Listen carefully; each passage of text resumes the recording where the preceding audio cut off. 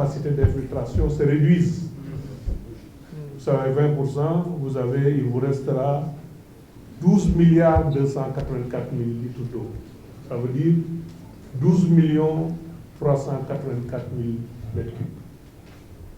À supposer que vous ayez des exutoires de 5 mètres cubes seconde, 5 exutoires de 5 mètres cubes seconde, ça vous fait à peu près, vous pouvez évacuer 18 000 mètres cubes heure. C'est 5 mètres cubes seconde par 60, ça fait 1 minute par 1 heure de temps, par 60, ça fait, voilà, jusqu'au jour. Ça fait 432 mètres cubes jour. 432 mètres cubes jour sur 12 millions de mètres cubes, il vous faut 28 jours pour l'évacuer. L'année dernière, on n'a eu aucune zone où on a eu 28 jours pour évacuer les eaux. C'est à cause des moyens supplémentaires qui ont été mis en œuvre. Donc, ça, il faut le comprendre.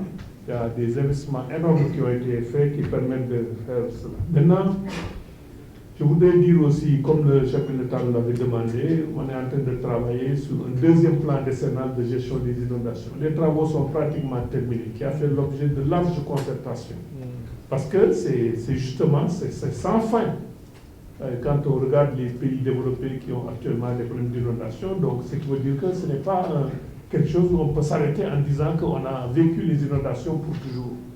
Parce que toujours il faut travailler sur ça. Et maintenant, il faut changer de paradigme dans ce nouveau plan. Il faut libérer les voies naturelles d'eau et les espaces naturels d'eau. Parce que sinon, on est dans une stratégie de pompage.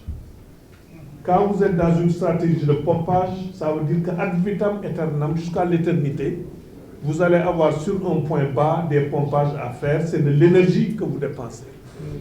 Il faut faire donc la comparaison entre un investissement à faire, peut-être de 5 milliards ou de 10 milliards pour libérer des voies d'eau, les voies naturelles d'eau, et à ce moment-là, ne pas avoir à faire de pompage. Donc ça, je pense que c'est un changement de paradigme. Et l'autre élément aussi, c'est que les lacs que nous avons autour de Dakar, nous avons beaucoup travaillé sur les bassins, mais les lacs naturels que nous avons et les mares n'ont jamais été entretenus.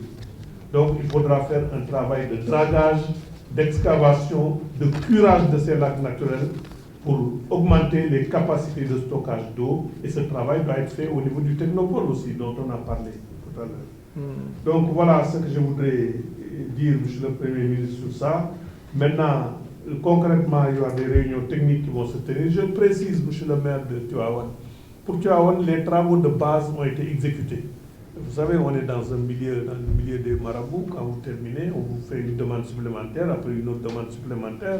Mais les travaux de base ont été terminés. Maintenant, on fait face aux demandes supplémentaires et on va, autant que possible, y donner suite.